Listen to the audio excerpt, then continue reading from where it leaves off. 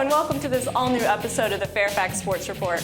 I'm your host, Monica Moore, and we have an action-packed episode for you tonight with a number of different guests from all of the various fall sports teams on the program tonight. But before we get to all of that, we want to thank the folks that helped make this show possible, our good friends at CCI Screen Printing for all of your screen printing needs, 703-978-0257. Also, don't forget to check out our website for the latest score updates and all the other news and notes you'll want from around the region. Well, as promised, we have a number of special guests tonight, and the first is joining me in the studio. If you remember last week, I told you that the Oakton Cougars boys cross country team won the state championship, and we have a member of that team, Andrew McCullen, with us today. Welcome, Andrew. Thanks for having me. Absolutely. Now, of course, people have come to expect for Oakton to be a standout cross-country team, and you came into the season ranked #1. Was that a lot of pressure that was on you guys going through the meets? No, not really. We just kind of motivated us and pushed us to meet those expectations. Now, at the state championship, you guys didn't just win. You seemed to blow away the competition. You had a 71. The next closest team, Albemarle County, had 117 points. That, to me, really indicates that you guys are a strong team. You don't have a weak link. What was it like being surrounded by all of those amazing competitors in practice all year? Practice is really amazing. Everyone's trying really hard, and it just motivates you to do as best you can and just pushes you even harder. Now, of course, you were injured last season during the district championships. I know that was a tough injury to overcome and spent a lot of time working to get back to being a leader of this team. Can you talk a little bit about that injury and what all it took to get back to the point you are at now? It was a really nagging injury. I had to do a month of physical therapy 3 days a week. And also I did a lot of aqua jogging in the pool and biking to keep my aerobic level up, and just did strength exercises to strengthen the muscles so that I could come back. Well, of course, I would imagine that this state championship race was probably the biggest race in your cross-country career to date. Can you talk a little bit about what was going through your mind as you began the meet, and then what was going through your mind as you were nearing the finish? So during the race, I was mainly thinking every person I gets us a point closer to winning a state title. And that's pretty much what I was thinking the whole way. I mean, even at the finish, it was like every person I can get is 1 point closer. Now, of course, the boys team, as I mentioned, won the state championship, but the girls team not too shabby with their 5th place finish. Is there any type of friendly rivalry amongst you guys? No, not really. We're kind of all the same team. We support each other. Every race, they're on the sidelines cheering for us, and we're on the sidelines cheering for them, so just one big team. Well, I know that one thing that the Oakton faithful must be happy about is that you're only a junior, so you're going to be back next year to lead this cross-country team as well. But after winning the state championship and already having all this success this year, does that impact your goals or expectations for next season? It's really hard to tell. I mean, it's a long way off. We don't know how the other teams are going to match up, but now that we've all know what it's like to be a part of a state championship team, it'll definitely motivate us to try to get back to that point. Got a lot of key returners. Got a lot of young guys looking to make varsity, so looking for another great season. Well, Andrew, again, congratulations on such a great achievement this year, winning the state championship. Thank you. All right, so as promised, we have a number of more guests to get to as we proceed through the program. We are going to take a quick break, and when we come back, we're going to tell you a little bit about what happened in football throughout the region this week. Back to the program. Now I am joined in the studio, as always, with Wynn Ellington and Jim Clark. Welcome, guys. Hello, how are you tonight? Excellent, Hello, Monica. Thank you. So our football experts in the studio, so obviously you know what that means. And we were at a game last Friday night, or at least you guys were, the Chantilly Westfield rematch. I think we have some highlights of that game to show you all. It was quite a good one, guys. Well, actually, we weren't at this game. Oh, okay. We were at the other game we're going to talk about in a little while, but it was just some great play by both teams. Win? Here we go, Chantilly with a great victory over Westfield, 35-28, to avenge their loss earlier in the season. And here is Torian Pace. The Chargers do everything running back, bowling over a defender and getting into the end zone. And this was a great battle between the running backs. There's Jordan Anderson kicking it to the outside. He gets a great block downfield, 20-15, 10-5, pay dirt. the A train in the station. And then there's Chantilly on the following kickoff. They take it on the bounce. They get a few yards. Then nice coverage by the Westfield kickoff coverage team. Chantilly back on offense. Westfield defense holds them there. They get a little strip turnover. Bulldogs with the ball again.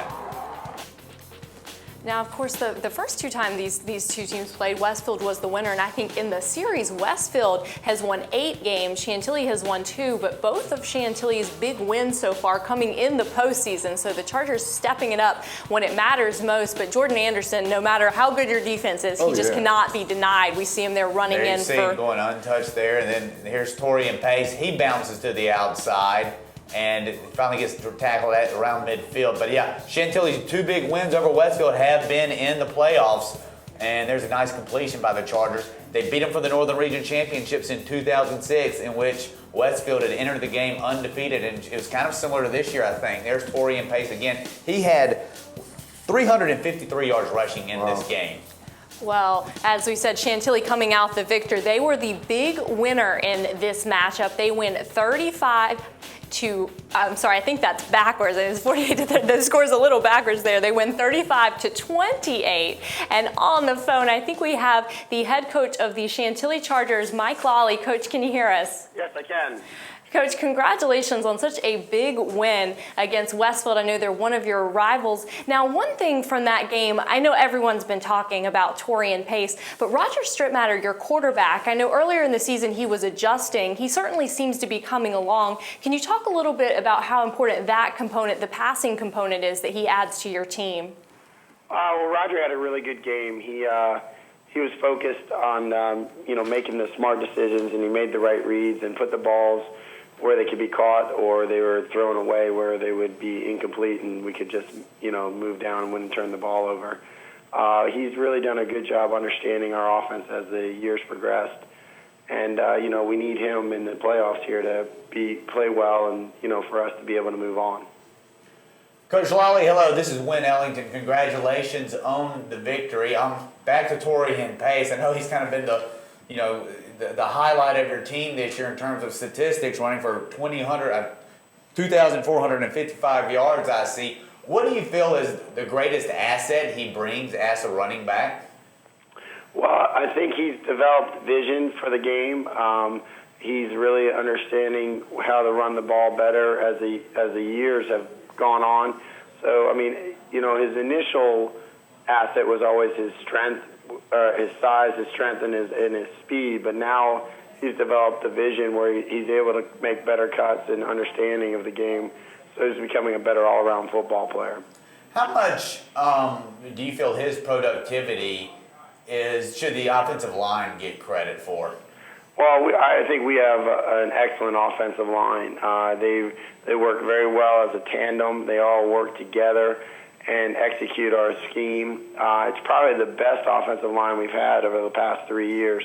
So a lot of his success is due to him, and you can see that in a couple of the runs where he'll get 10 yards without anyone touching him. So the offensive line has done a great job.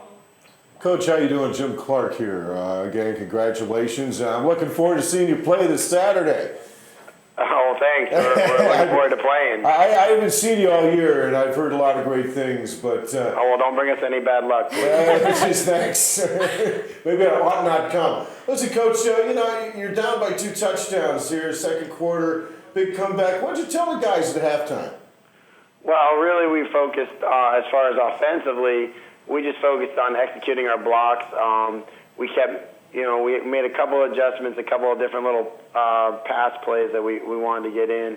But mainly we just told them to keep sustaining their blocks and, we'd get things done. We were confident, especially in the second quarter. We knew there were some things we could do, and I had made some adjustments. Early on in the game, we had 2 third and shorts that we didn't get, and it was more my play calling than it was what the guys did. So, we knew if we kind of took care of things and I made a little bit better play calls, we'd be in better shape offensively. And then defensively, we were mainly focused on tackling better and not giving up those easy runs. We gave up 3 big plays in the first half. We didn't even touch Jordan on 2 of them when he had his long runs. So we needed to make sure we cleaned those things up. Now, we saw Oakton play last week, and I got to tell you, they are loaded offensively. I mean, when they're not running against you, they're passing over your heads before you know what's going on. What are you doing to get ready for that without giving out too many secrets? It's a big challenge. I mean, they have 3 guys that can run the ball, 4 when the other quarterback's in. He runs the ball very well. And both quarterbacks throw the ball very well. And, you know, they have multiple receivers and a very tall, talented tight end. And Trey Watts can be a runner or a pass catcher. I mean, they're so talented. And they have 5 offensive linemen that have been, 3 of the 5 have been starting for 2 years. And they're just very talented there. So they execute their scheme well. It's a big play waiting to happen every down with them. We're just going to try to do our best to minimize the big plays and, you know, hopefully, you know, hang on as long as we can and then just do some things. Yeah, it's interesting that you pointed out the blocking because we were just watching some highlights and we're going to see them again in a few minutes, everybody else. But they just, from the time that ball is snapped to the whistle blows, those guys just keep blowing holes open. And I mean, if you're off your game, I mean, they're going to run right past you. Yeah, they come off the ball fast and they run their feet. They keep their feet moving. Yeah. And with their zone schemes, you know, with that type of athletic lineman, it gives those athletes back in the back to be able to cut back on you. Or if you get hooked, they'll just outrun you to the sideline. So it's a big challenge. You know, their line is very good. They're strong and they're athletic. And, you know, what I've noticed is their speed, at which the way they're able to move their feet and run. Well, Coach, I'm sure you know, you've got a lot of the, if not as many, as the same assets as they do. And I just want to wish you plenty of luck this weekend. I look forward to seeing the game on Saturday. Well, thank you very much. Even though it's going to interfere with the Michigan-Ohio State game. Well, that affects my wife. She's an Ohio State grad. Yeah, well, I'm sorry to hear that, okay? Yeah. Tell her go blue from Jim, okay? Okay. All right. Thanks, Coach. So, guys, that, of course, was the Westfield-Chantilly matchup. The other big Division VI matchup from last weekend was the Oakton-West Springfield game, which now I understand is the game that you guys were at. So I think we have some highlights from that game to show. Highlights. It was nothing but highlights from, wow. All right, so here we are getting started. Here we go, Oakton on offense, and there you see their very elusive quarterback, Chris Coyer, breaking into the open field. It's not the first time, it won't be the last time he does that all night. And he finally gets tackled out of bounds. West Springfield with a pretty good quarterback of their own in Brendan Renner, and he showing he can get it done with his legs as well. Oakton finally makes a stop on him. And here is Coyer back to pass. He finds Trey Watts, who, as Coach Lally even mentioned, an excellent runner and receiver. Right. And then here's the big touchdown run from Coyer. You see him break to the outside. He gets a nice block downfield, and it's just down the sideline, and he outruns the West Springfield defensive back right there, and he just accelerates with each yard. And that's what I was pointing out to Coach Lally. They just keep blocking. They do not stop blocking until that whistle blows, so you better be on your toes. All right, here's Coyer again, and he decides to, heck, I'll just run it again if a guy ain't open, and look at him. That's exactly and what I was talking about, the Spartan defensive backs just can't get to him. They got every man covered just perfectly on these plays. They sure did. And here's Coyer with a perfect pass. Trey Watts with a perfect catch, or rather, he was tightly covered. Watts does another good job of adjusting. Oakton with a big lead. And then the Spartans finally get on the scoreboard. Renner to Andy Stallings. And we're still in the first half. Yeah, it didn't really get good until the second half, did it, their win? No, it didn't. It was all Cougars first half. There's Coyer to Watts again. Coyer hits him in stride. Watts got a little bit, kind of tight coverage there. And then here, West Springfield gets an interception. Spartans actually won the turnover battle in this game. That's kind of what turned things around right there a little bit, that play. Sparked some more life into West Springfield, and they were on the move. They were down, 26 points at one time? Maybe 21, and we thought it was going to be a stinker of a game, but then, there you see Mr. Young. Yeah, Jay Young. Yeah. Coyer hits Young in stride, and then Coyer decides to go to the well again. Young does a nice job of adjusting, snatches the ball out of the air and comes down in the end zone. But West Springfield, the comeback is on now. Wow, yeah. And you got to really. But this, I think, was the play of the game. That's the kickoff return by Derek Gleach. West Springfield been doing the short kickoffs all night long. Right. That time they got burned on it.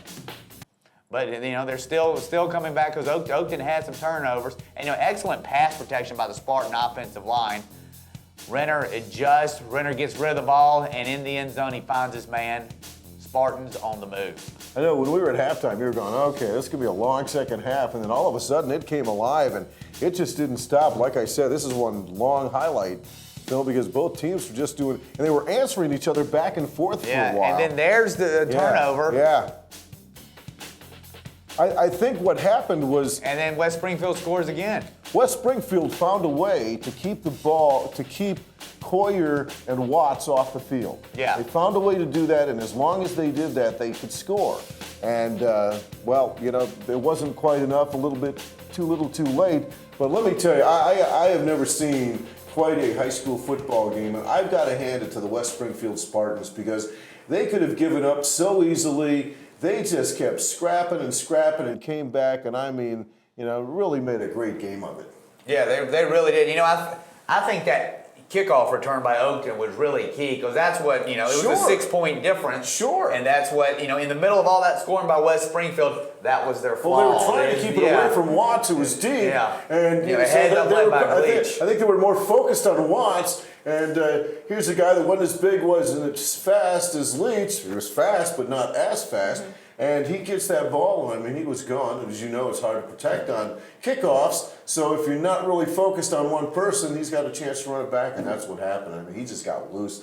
And that was the, you know, when you see the deficit there, that was basically the winning score. Yeah. So West Springfield certainly putting up a fight, scoring for the last 5 what a great touchdowns. Game. But the winner is Oakton. So it will be Oakton and Chantilly squaring off in the Division 6 matchup. Now, very quickly, we're going to show you what happened in the Division 5 matchups. Of course, the Division 5 championship will be this Friday night at Edison High School. So you see in the first game, Stonebridge, again, looking just as dominant as they have looked all season, 42-0. So that is the winner of that semifinal game. And then the winner of the other semifinal game, I already spoiled the surprise telling you that the game was going to be at Edison.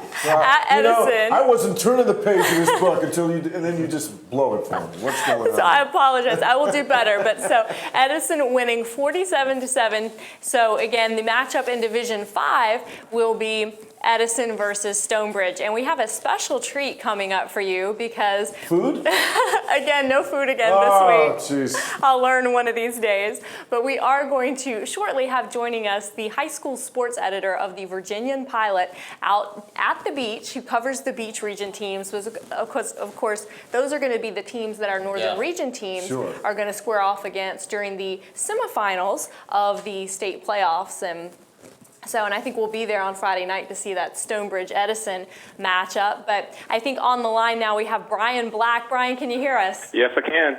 Well, thank you so much for joining us. We're looking forward to your knowledge of the Eastern District teams the Eastern Region teams that our schools are going to be playing.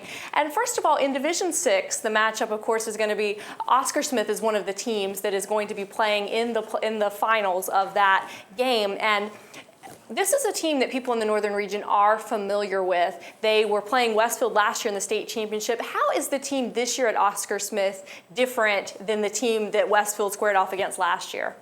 It's largely the same team with the exception of a few wide receivers, a few very, very good wide receivers. Kerry Boykins, who's at Maryland now, Todd Harrelson, who is at UNC now, and Jamal Wilson, who is at Marshall. But they have a tremendous wide receiver still in Tim Smith, who has committed to Virginia. The same two linebackers in the middle, Gerard Askew, he's committed to Tennessee. Perry Jones is committed to Virginia. Quarterback Phil Sims, who passed for almost 500 yards in that game against Westfield last year. He's back. He's only a junior. He's inside of 2,000 yards now of becoming the all-time leading passer in state history, and he's still got his whole senior year ahead of him. Hey, Brian, this is Wynn Ellington. I was at that Westfield to Oscar Smith semifinal matchup last year, and you know, that was quite a game. I was really impressed. I remember you mentioned Todd Harrelson. He really had an incredible game, and I remember Philip Sims in that game too. How has he progressed from last season to this season, or how would you evaluate his progression? I would say he's pretty much the same player. Not much has changed. He doesn't have the variety of wide receivers to throw to as he did last year, but they're pretty much running all the same stuff they did last year. He's a very polished quarterback. Anybody who's seen him, he's pretty much a pocket passer kind of guy, and he's very good. In looking at the game this weekend between Oscar Smith and Ocean Lakes, how do you see that in terms of the big factors that will affect the outcome, and who do you feel has the advantage? I would say that if Ocean Lakes would win that game, it would be a huge stunner. Ocean Lakes was not even picked to win the Beach District this year. Green Run was. Ocean Lakes is 12-0. First time they've ever had an undefeated season in the regular season in their school history. This is only the second time, I believe, they've ever made it to a region final. They've had a tremendous season, but I would rate them a pretty significant underdog. But they're pretty good defensively, so they may slow Oscar Smith down for a quarter or two. But I think in the end, if things go as expected, Oscar Smith should win that game by 3 or 4 touchdowns. Now, Brian, I understand Lake Taylor is also one of the teams that you cover, one of the Division V teams. Can you talk a little bit about them and how their season's been progressing so far and how you rate their chances in this game coming up this weekend? Yeah, could you also tell us how to pronounce the other team's name? Phoebus. Thank you very much. They're a powerhouse. Phoebus, this is their 8th consecutive region final. They've won 3 state titles since 2001. People at Stonebridge are very familiar with Phoebus. They're loaded with Division I players.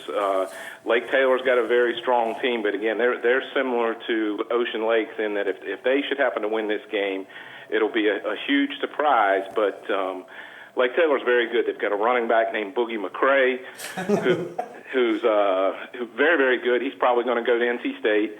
They got a linebacker named Mike Privet, who's committed to Louisville. They're a very solid team, and I wouldn't be surprised if that game's inside of 10 points. Brian, if you're going to cover this kid when he gets in college, it's Louisville.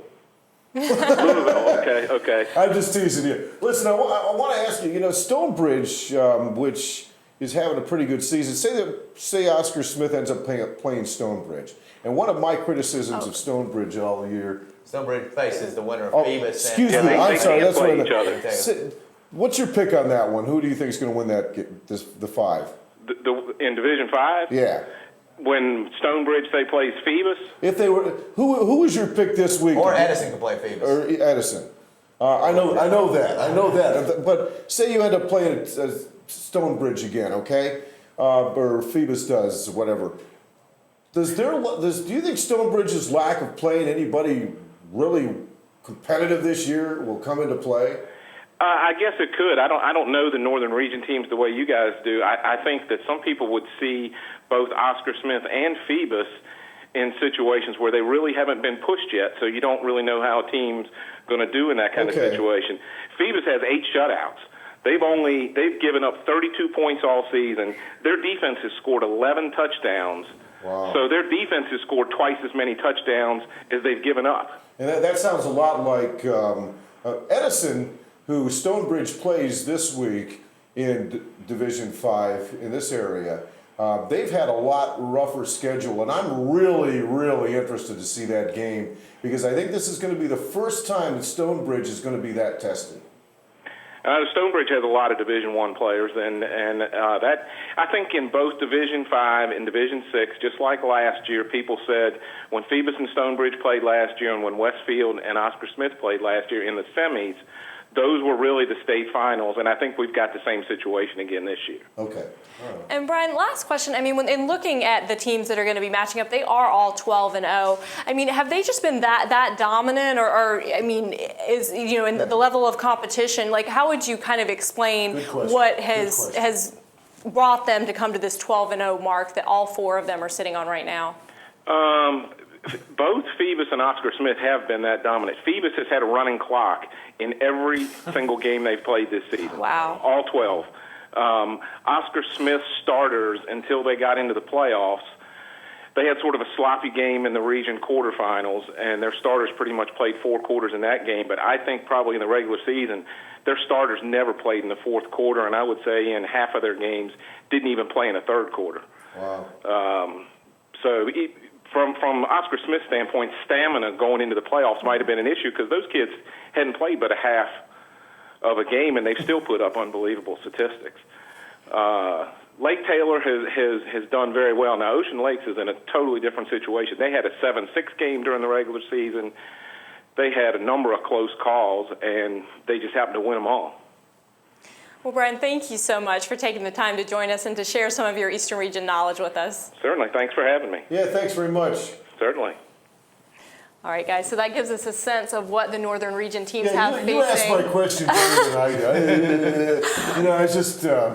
Again, we're a team here. That's exactly team the effort. thing I wanted to answer, but I didn't, so thank you.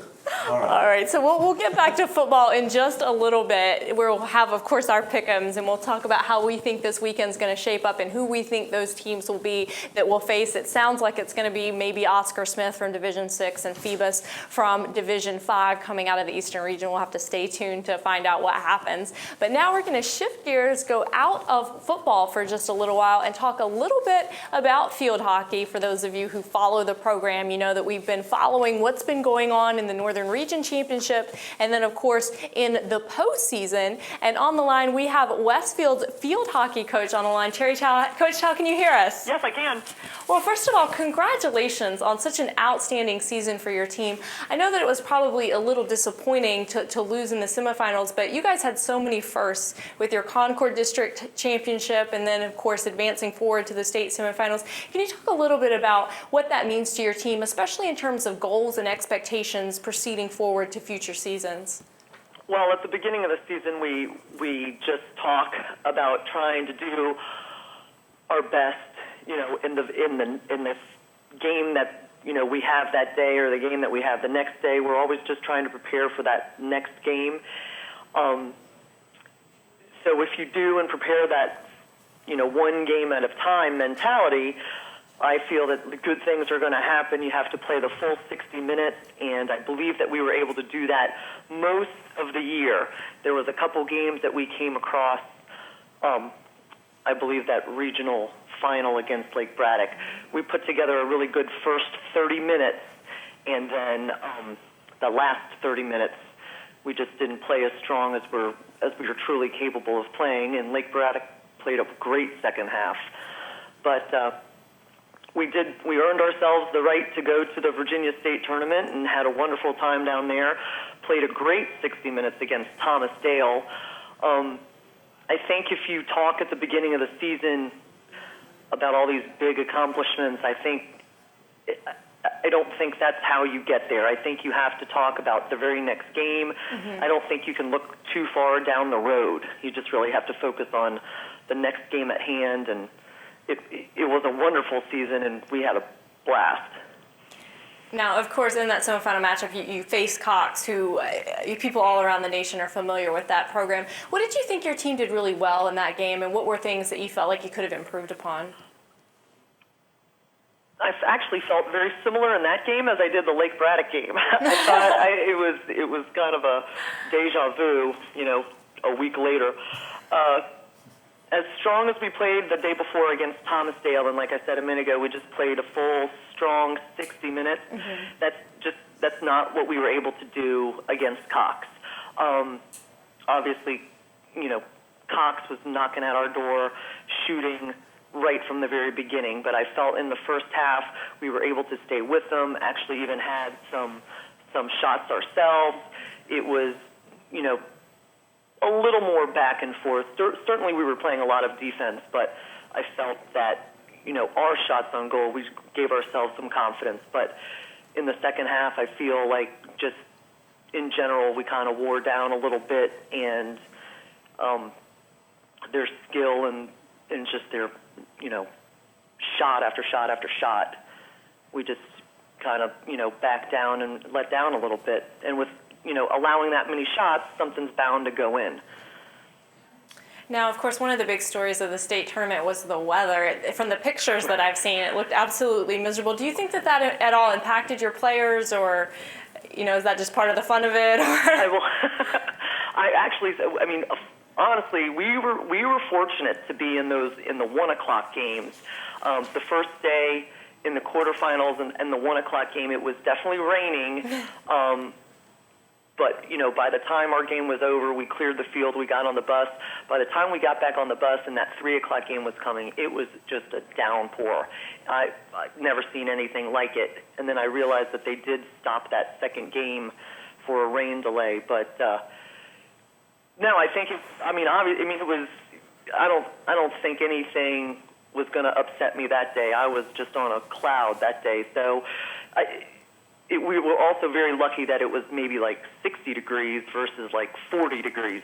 It was pretty mild in terms of temperature. So nobody was really cold. We were all just wet.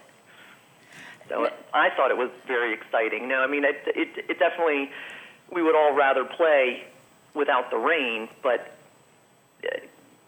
what are you going to do? I know we didn't have much choice. Well, and speaking of difficulties that you face too, I know one of the things that you're confronted with when you go down to play at Virginia Beach is the fact that they play on the AstroTurf fields, which I don't know how many of those we have up here. Do you think that that's at all a factor? I heard someone say that is one reason why some teams may have an advantage over the Northern Region teams, because most of our teams continually play on grass up here. I do think it is a different game. Even playing on grass versus playing on AstroTurf, it definitely is a different game. It's a better game. It's faster. You can certainly use your speed and your quickness and your skill. Do I think they're at it? I think teams that are exposed to turf are definitely at an advantage, having practiced, and it's my understanding that some of the beach teams do get to use that facility for their home field. I do think the more you practice on it, the better your skill gets, the quicker your skill gets, and I do think it is an advantage. And I think that facility is wonderful. I was proud to actually have the opportunity to go down there and play, and I think it's a great facility, and I think it's a good thing for the hockey world. Now, one of your players I was really impressed with was Nicole Ficara, I think your goalkeeper. I think I read that she had something like 14 shutouts on the season. Can you talk a little bit about her poise and what she's meant to your team this season? You're actually right. We were 20-5 at the end of the year. That was our final record, and she did have 14 shutouts. I think Nicole, there was definitely games. The one that I can think of right off the top of my head was in the regional semifinals against South County, where I thought Nicole had a great game. That game was 1-0. We were able to score very early on, and after that, we played some defense. South County definitely had some opportunities, and I think Nicole really stepped up and played a wonderful game that day. And I think some of her strongest games in the season actually happened throughout the regional tournament. That makes all the difference in the world when your goalkeeper's having a strong postseason. So I also have to give credit to our entire defense. They've played very well all year. I feel that the 14 shutouts, of course, Nicole makes a huge contribution, but so does the entire team, and the entire defense does as well. We talk about working as a unit and a team a lot. Well, and Coach, last question, another one of your players that I've been really impressed with was Kat Kendrick. I think she had so many assists on the season was the statistic that I was really interested in, because, it certainly is a team sport, and the person who's giving the assists, I think, is probably one of the most important persons out there on the field. Can you talk a little bit about her and that unselfishness? One of Kat's... Kat has a very good skill at inserting the ball on our short corners, and we've been fortunate enough to score off quite a few corners. So she has the ability, when she's passing that ball in on the short corner, if we score off of that, that's her assist. She does a great job bringing the ball down the right-hand side and feeding our right wing Molly Gift, or putting it in the center, or shooting herself and just getting a stick on it. She's just really been a force on the right-hand side and on the corners. She's had, I think she doesn't always have to be in the limelight, just as long as, the goal goes in. She's happy to be there, making an assist, making a pass, taking a shot herself. She's had a a good year herself too. Well, Coach, congratulations on having such a sensational season. We wish you all the best of luck next year. Well, thank you very much. I appreciate it. Thank you. So field hockey, of course, over, guys, and Westfield and Lake Braddock. Oh, jeez, are you kidding me? Not advancing to the Field state. hockey is over? Well, it's getting a little too cold to play field hockey, I think. I can't take this anymore. I missed the whole season. Go ahead. But that's what happened. So neither of our teams were able to advance to the state championship, but both of them having exceptionally strong seasons. I think Lake Braddock and Westfield both have to be very happy with their seasons. And before we leave field hockey altogether, I just, there you see Westfield's statistics right there. That, and as I mentioned with Coach Towle, that was their first Concord District Championship in school history, their first state semifinal appearance in school history. So Westfield, a number of firsts this year, and I only expect for that club to get better and better. And before we leave field hockey, I just want to congratulate St. Stephen's St. Agnes's field hockey team, because once again, they won the Virginia Independent School League Championship. They won their regular season, their tournament, and then the state championship as well for the second season in a row. I think they were 22-0-1. So great congratulations over there to St. Stephen's and St. Agnes. They're quite dominant in field hockey and lacrosse in the Virginia Independent Schools League. I think we should give them a little clap here. Come on. Absolutely. Right. Our congratulations. Very nice. All right, so we've gone through a couple of the sports tonight, and of course, if you were with us earlier, you saw Andrew McCullen, who is one of the state championship winners of one of the teams over at Oakton. Now, soon to be joining us is going to be Nick Marcio from the Stonebridge cheerleading program, who also won a state championship. Coach, can you hear us? Yes. Well, Coach, congratulations, first of all. Stonebridge has been quite a dominant program since it came on the scene, and you're no stranger to Stonebridge. Has it been a little different coming back as the coach? I know this is your first year with the program. It's been different, but it's been a lot of fun so far. And how have you been able to kind of build off of the experience that you had when you were a cheerleader there, as well as when you were competing in college, to help give your athletes that perspective? I guess it was the ability to go and relate to them, say that I've been through the same struggles that they have going through the practices, that I was only there, a couple years ago. So it helped me relate to my athletes really well. Now, one of the big stories coming out of the Northern Region Championship, I know in the preliminary round, you guys had, I think, around 7 points deducted, and then you came back and just completely nailed your final performance. What did you say to your team in between those two performances, and what do you think was the big difference between those two performances? I think we came out scared the first round. Maybe not scared, but nervous. There were some high scores thrown around at the district regions or district semis and finals that kind of made us a little nervous. But when we came out there, threw a clean, we didn't throw the cleanest routine, but we came out the second round, and I just told them, let's go and hit a clean routine, because that's what matters. It's not a matter of making everything look perfect. Just hitting a clean routine is more important. Coach, hello. This is Wynn Ellington. I have kind of sarcastically joked around here that one of the reasons why the Stonebridge cheerleading squad has won so many awards is because the football team has done so well, so they've had more to cheer about and more to practice. But in all honesty, how much do you think the squad has contributed to the team's success, and how does it add to the overall success of the football program? Well, I think it makes people want to come out for the cheerleading program when we cheer for a winning football team. It makes it a lot more fun to be out there on Friday night games, because sometimes when it's cold and stuff, you don't want to cheer if you're losing. Yeah. So it makes it. I think it helps, but I don't think that's the only reason. Now, one of the athletes that I've heard a lot about with your program is Shelly Cross. I think she's one of your tumblers. But who have been the athletes that you feel like have really stepped up and were huge contributors to both the Northern Region Championship and the state championship? With cheerleading, it seems like there's not one person that stands out the most, because you really need to have all 20 athletes working on the same level and working at the same intensity to be able to compete, because even with one person falling or messing up at a routine, it could throw the whole routine off. So to say that there's one, I couldn't really name one, but really just the whole team in general really just throws it through the roof. Now, Coach, the Northern Region teams have been extremely dominant, it seems, in the state championship in the past few years. Do you have any explanation for that, or just good programs coming out of this region? Any reason why? I mean, I think Stonebridge, has won 3 or 4. Chantilly, West Springfield is always very good. Centerville. Yeah, a lot of it does with the gymnastics and the different all-star cheerleading programs around the area. I think really supports the Northern Region when it comes to having the elite cheerleaders that are in the region. Hey, Coach, Jim Clark here. Congratulations. I wanted to ask you, how many of your cheerleaders are gymnasts? I have 5 cheerleaders right now that are on the gymnastics squad in the winter. Wow. All right. Well, listen, congratulations. One last thing. You used to be a cheerleader, right? Yes, sir. You're now the cheerleading coach?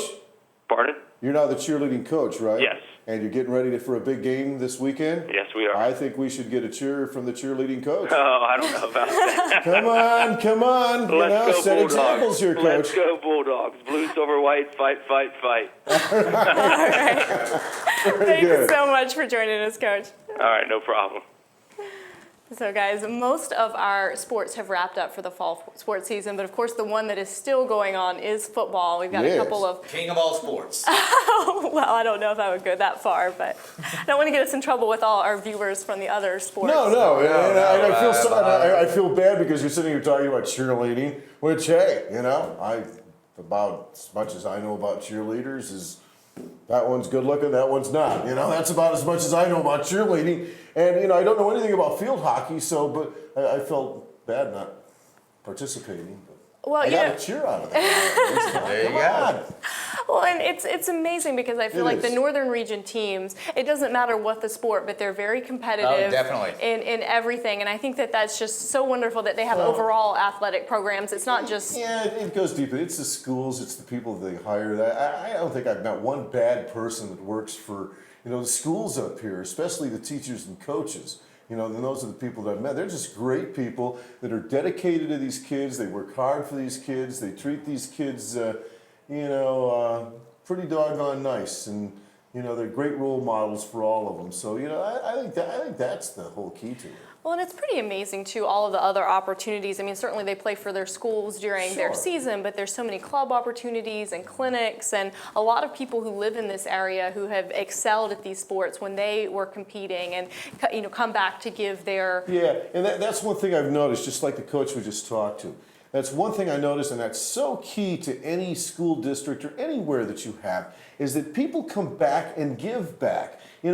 That's people come back to it. Like I know Lake Braddock, where my son goes. There's a whole handful of teachers there, probably a heck of a lot more than that went to Lake Braddock. That are really good at what they do and came back and give back to the community. They brought their kids back here, and that's what it's all about. And that's the wonderful thing about the Fairfax County school system is that it is a good place to work. They treat their employees fair, and good people want to work for good people.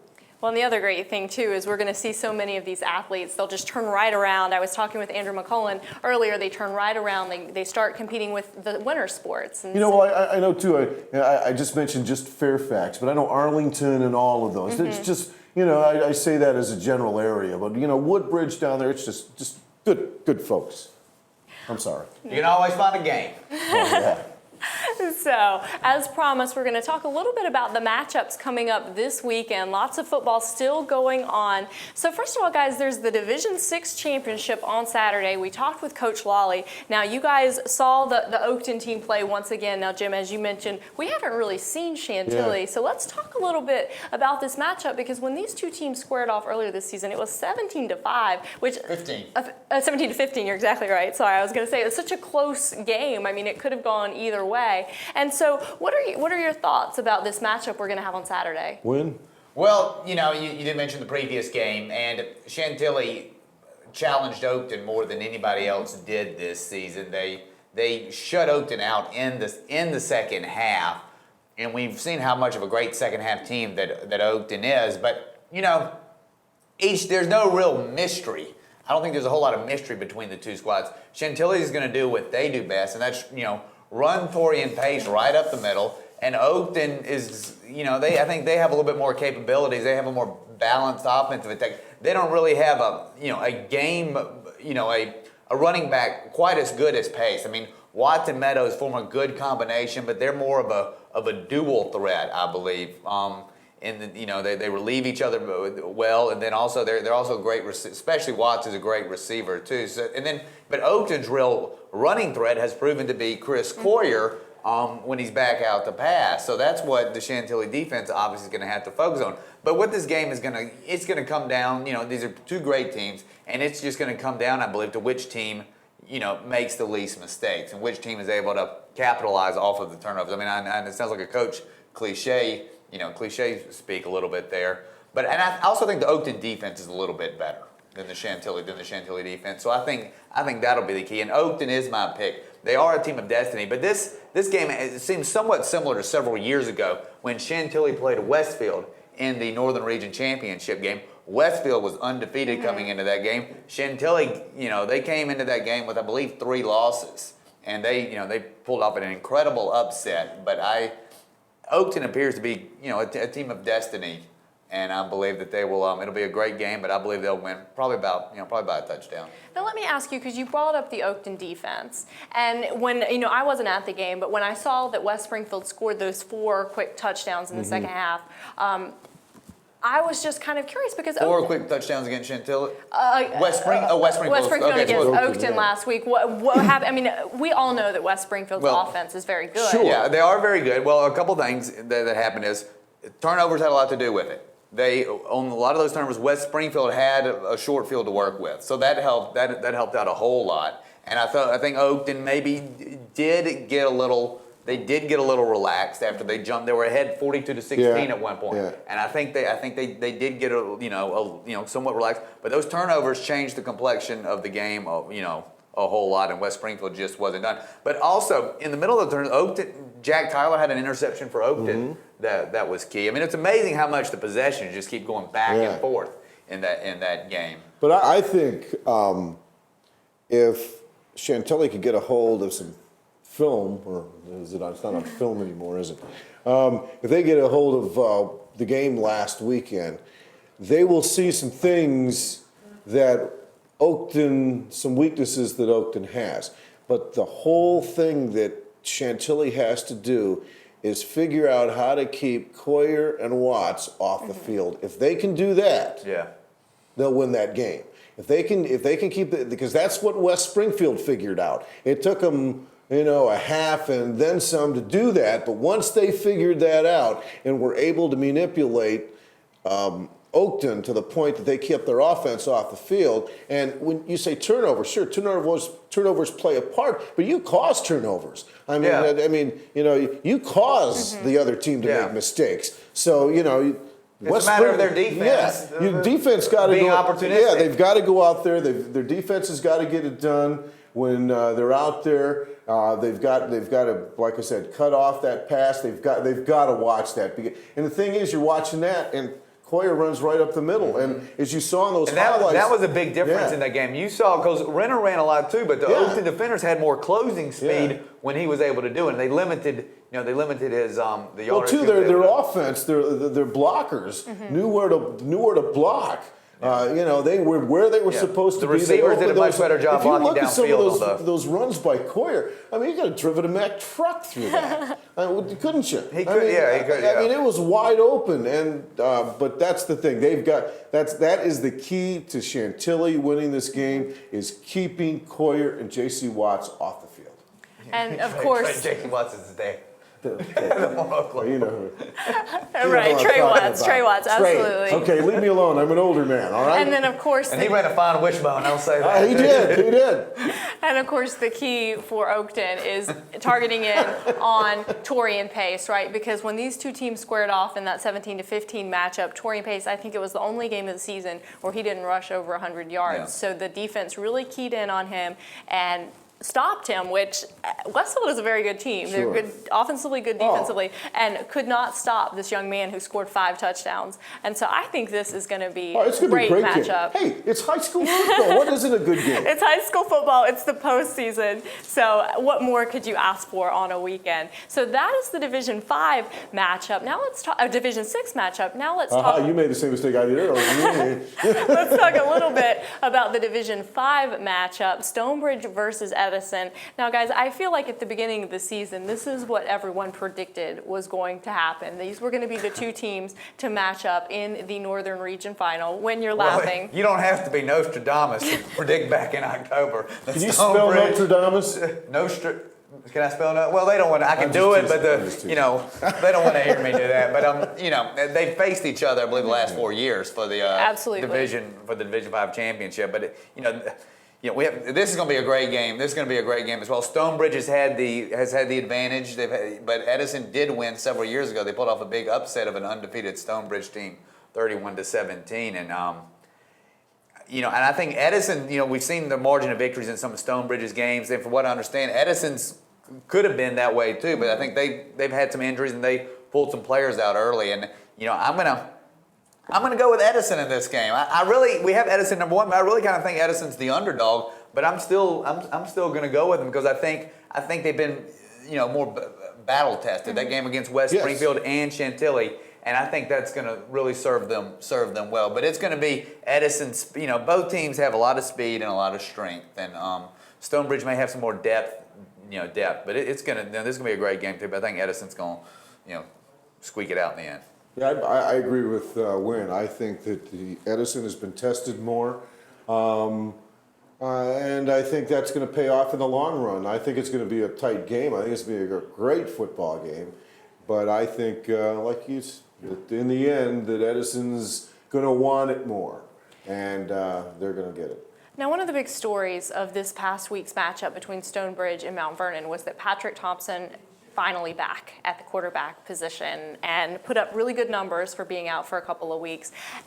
That is what I think might be the key to the game, is that he's back. He's adding a bit more there as well. And so I actually think, guys, I'm going to dissent from the two of you, the experts, and I'm going to pick Stonebridge for this one. I've been very impressed with them all season, and I think having Patrick Thompson back will be a huge factor for them. And of course, also, not to be the history buff here, but history is on their side. This is, of course, the first one of those postseason matchups, I think, that is at Edison. So I don't know how much of the home field advantage is going to play a role here, but I don't know if home field's going to play a big role either. But it's going to be a cold night.